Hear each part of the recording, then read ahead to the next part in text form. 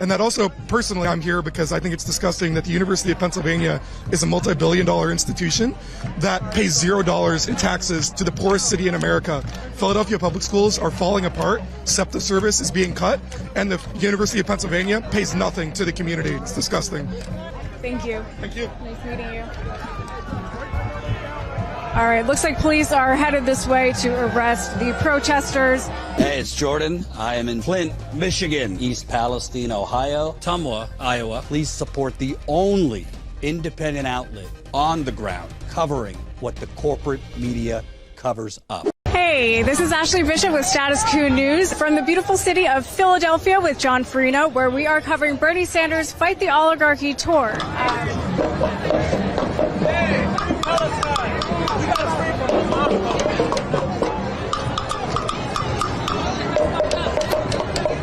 And he said, our vision for the future of America is a government of the people, by the people, and for the people.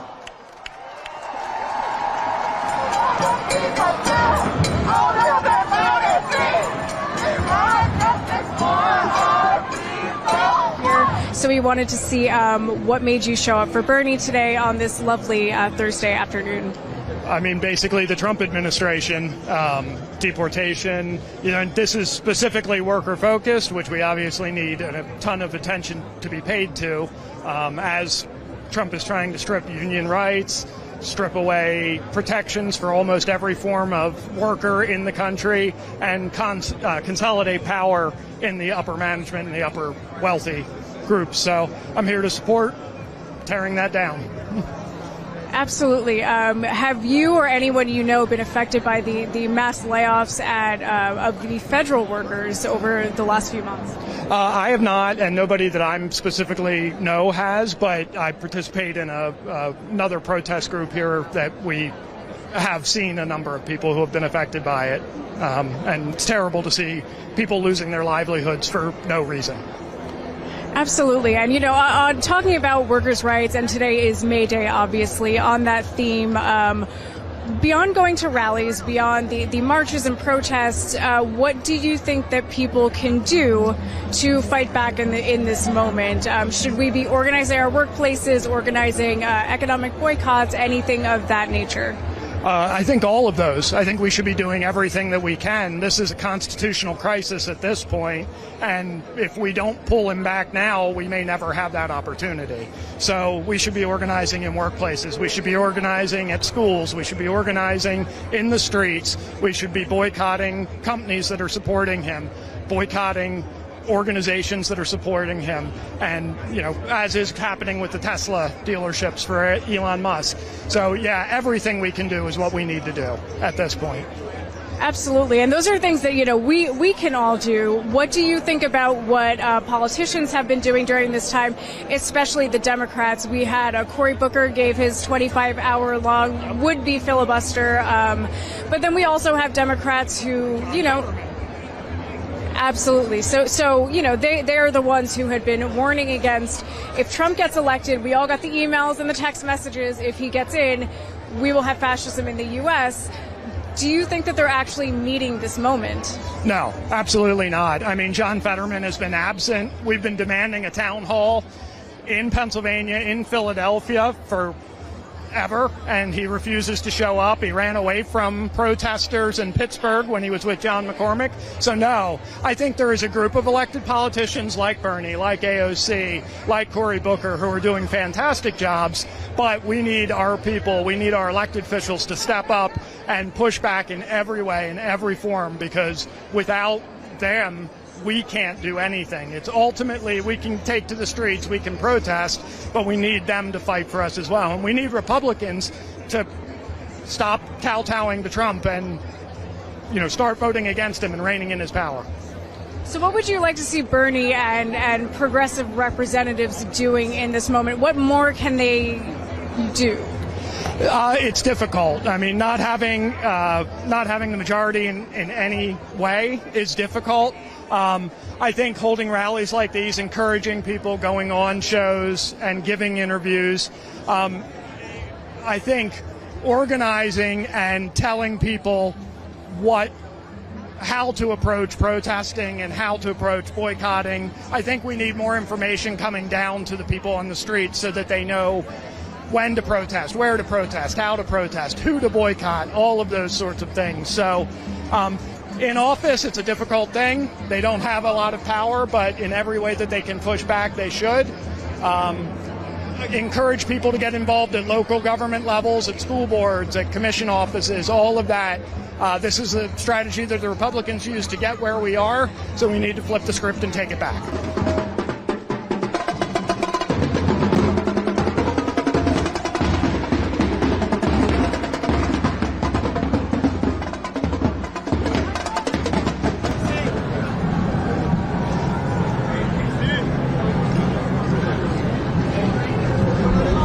So we are, again, on Broad Street right now in Philadelphia, Broad and Vine Street.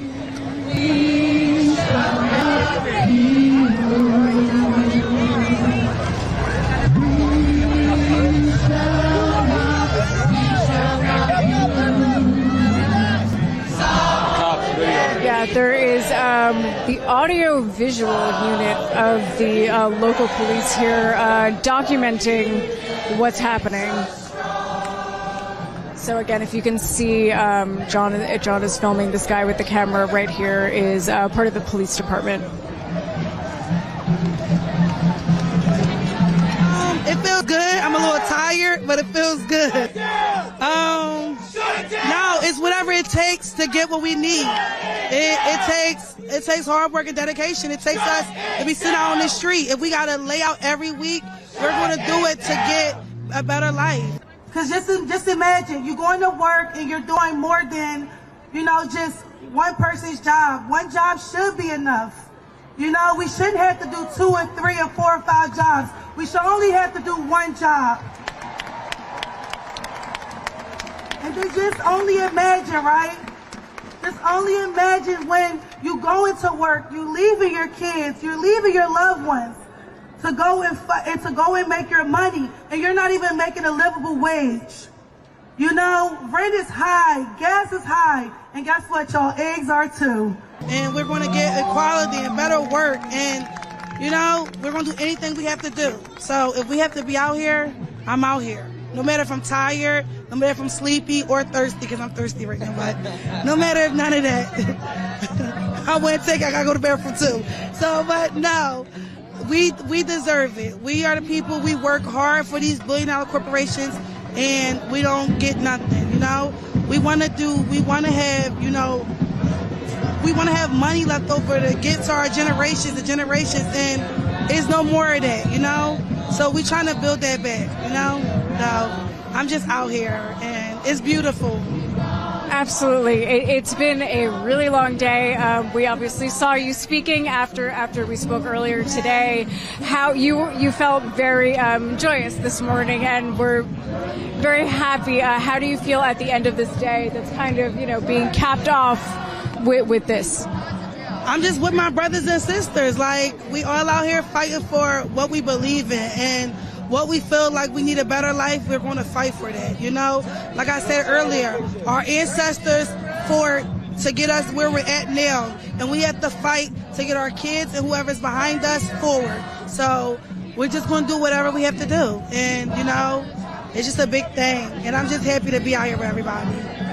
I love that. I love your energy. You're sitting here, potentially going to be arrested, but you're very, I don't know, joyous. I don't know what other word to use. You can literally get arrested for anything else, right? Why would you not get arrested for something that you believe in?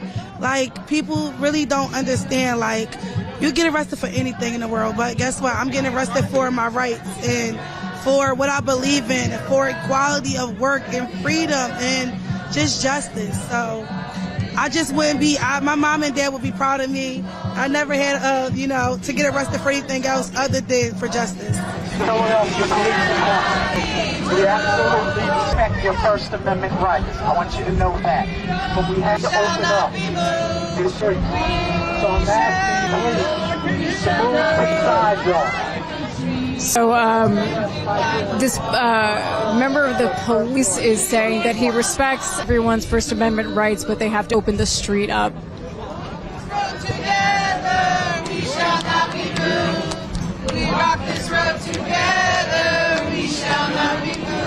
Yeah, I'm a union member. I'm part of Get Up UAW, which is the union for graduate employees at the University of Pennsylvania. And I'm out here today because it's disgusting that working people who make this country run are under attack from both federal government and from local government and businesses across this country. And corporate oligarchs and billionaires like Elon Musk and others like him are gutting our social services. They're destroying our communities. And the only way we can really fight back is worker power, because we have power as workers. And that's not a metaphor, it's a fact, because the economy doesn't run without us. And so if we stand up and we say no more, if we halt production, we can bring the whole economy to its knees and we can force people to listen. And so that's why I'm here today, to express that worker power is the future, that we need to stand up and fight back, that it's time to prioritize people over profit. And that also, personally, I'm here because I think it's disgusting that the University of Pennsylvania is a multi-billion-dollar institution that pays $0 in taxes to the poorest city in America. Philadelphia public schools are falling apart, SEPTA service is being cut, and the University of Pennsylvania pays nothing to the community. It's disgusting. Thank you. Thank you. Nice meeting you. All right, looks like police are headed this way to arrest the protesters who are linked arms in the street blocking.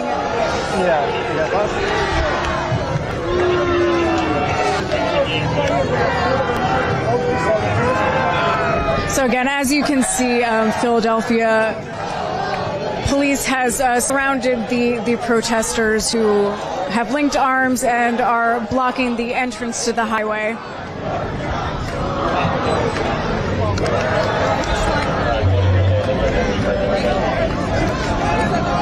And if you can't hear that, the protesters are singing Solidarity Forever while waiting to be arrested.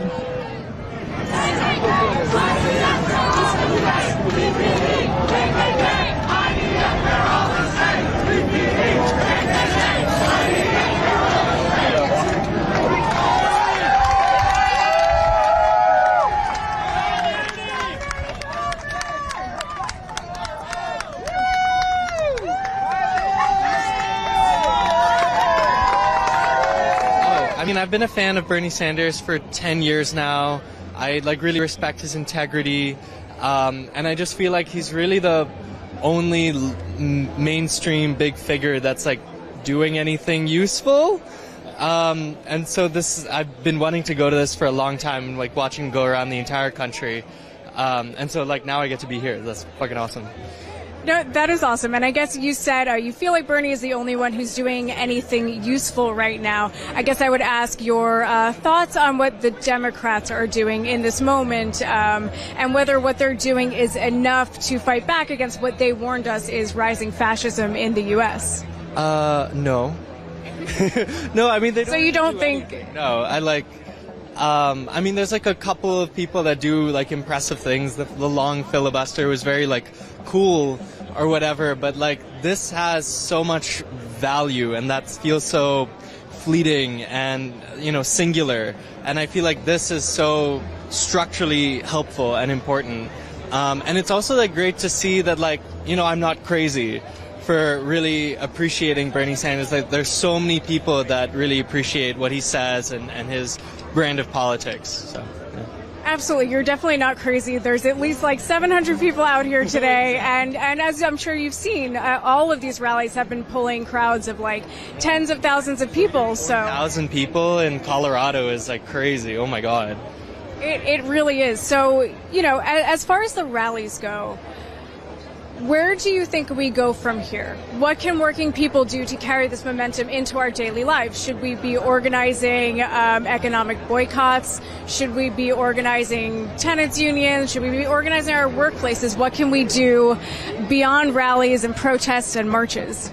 I mean, I'm hoping he kind of gives us some action statements and stuff. Personally, my plan going forward is volunteering for more small municipal level advocacy groups. I'm most interested in transit and transportation, and so that's my plan going forward after I graduate. And so I'm assuming that local politics has a lot more ability to have change, and so that seems like the next best option right now.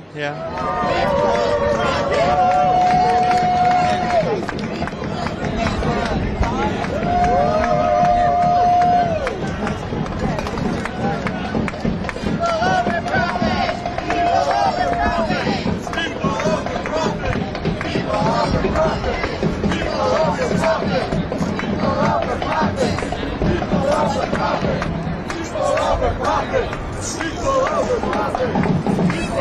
profit.